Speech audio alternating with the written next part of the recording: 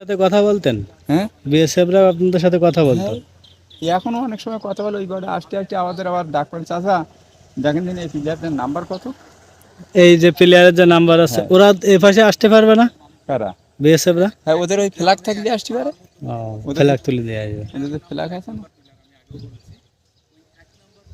তাহলে তো আপনারা এর আগে ইন্ডিয়ায় গিয়েছেন অনেকবার। আমার মামার বাড়ি টাড়ি সব ইন্ডিয়া।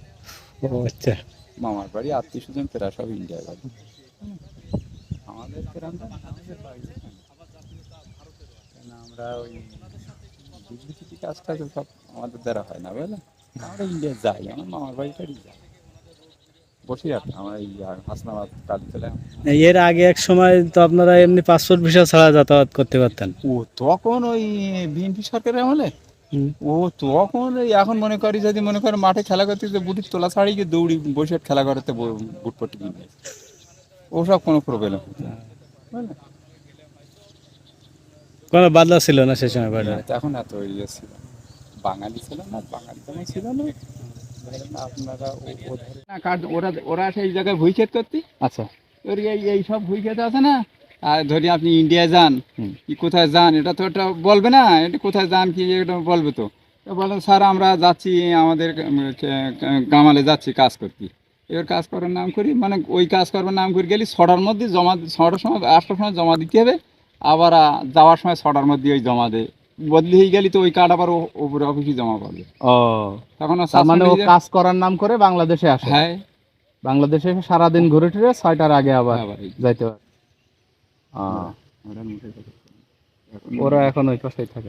আচ্ছা ওইখানে শুনলাম নাকি এমনও মানুষ আছে যার দুই দেশের জাতীয়তা আছে, বাংলাদেশ ভারত দুই দেশেরই আছে। অনেকের অনেকের হয়তো কার্ড করে রেখেছে, এধারের কার্ড আছে। হ্যাঁ, ওরা বাংলাদেশেরও নাগরিক আবার। আপনার সাথে বলে ফ্রি মাইন্ডে কথা বলতে চাই, আপনি সেইটাই। ফ্রি মাইন্ড করুন না। না না, অনেকে থাকে এরা, অনেকে থাকে এরা সুবিধার জন্য দুই দেশের কাজ করে রাখে। অনেকে আছে 2বার।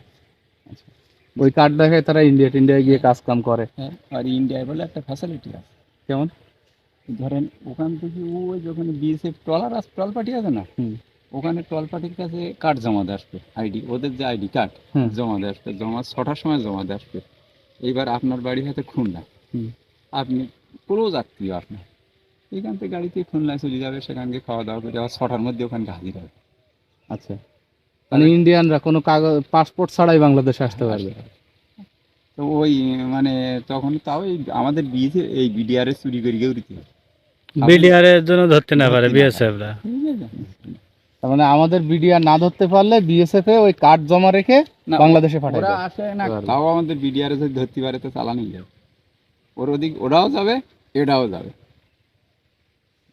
এখানে কই আপনি কষ্টজনক ব্যাপার বর্ডারে, খুব কষ্টজনক ব্যাপার। আমরা দুজনেকে মুখ করছি। ধরেন আমি আমার একটা গরু আছে এই জায়গায় বাড়ি না, বোটে বাইচান্স যদি ওপারে চলে যায় আপনি এসে ধরবেন না, তখন তো আমার বলতে হবে দাদা গরুটা এলে এই ব্যাপার। অবশ্যই। কিন্তু বিডিআর এই বিএসএফের হাতে পড়লি সে গরু তো ক্যাম্পেনে যাবে। ক্যাম্পেনে গেলে আমার সৌদি আরব কাছে যেতে হবে, গিয়ে আবার ফ্ল্যাগ মিটিং করতে হবে, নেতারও গরু গানিয়েছে। সুবিধার কাছে এই যাও সুবিধার আমাদের অশ্লীল ভাষায় কথা বলবে, বলচাল দেবে কেন গেল কি বৃত্তান্ত, অনেকগুলো কৈফিয়ত দিতে হয়। দিতে হবে। কেন একটা ঝামেলা ঝামেলার মধ্যে থাকবো না। আপনারা চাষবাস করতে যান না আবার? না আমারও পারে ওরাই আসে না, ওরা আসতে যাবে না। ওদের এরিয়া ওই এই যে ধান ক্ষেতটা দেখা যাচ্ছে ওটা ওদের। হ্যাঁ ওদের এরিয়া ওরা থাকে, ওরা এপারে আসে না, আমরা ওপারে যাই। আর আমরা যাই কিরম পাসপোর্ট করি, পাসপোর্ট যদি থাকে তো পাসপোর্ট।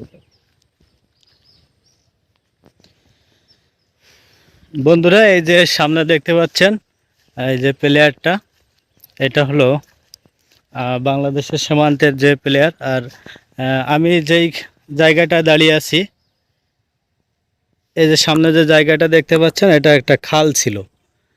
এই খালটা এখন আর নেই, ভরাট হয়ে গেছে। আর প্লেয়ারটা এখনও রয়ে গেছে। এই যে দেখুন, এপারে বাংলাদেশ, এপারে ইন্ডিয়া। এই যে ধান ক্ষেতগুলো, আমি কিন্তু এখন ইন্ডিয়ার ভিতরে হাঁটছি। আর এই যে সামনে যে ধান ক্ষেতগুলো দেখতে পাচ্ছেন, ছোট্ট একটা খালেই এই যে ধান ক্ষেতগুলো দেখতে পাচ্ছেন, এটা হলো ইন্ডিয়ার জমি। আর ইন্ডিয়ানরা কিন্তু এই ধান লাগাচ্ছে, বা ওই সামনে একটা প্লেয়ারও দেখতে পাচ্ছেন, ওখানে ফ্ল্যাগ দেওয়া আছে, ওর মধ্যে কিন্তু বিএসএফরা আছে।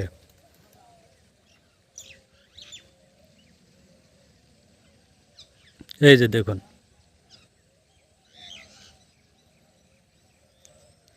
এই ছোট্ট একটা খাল, খালে কোনো পানিও নেই।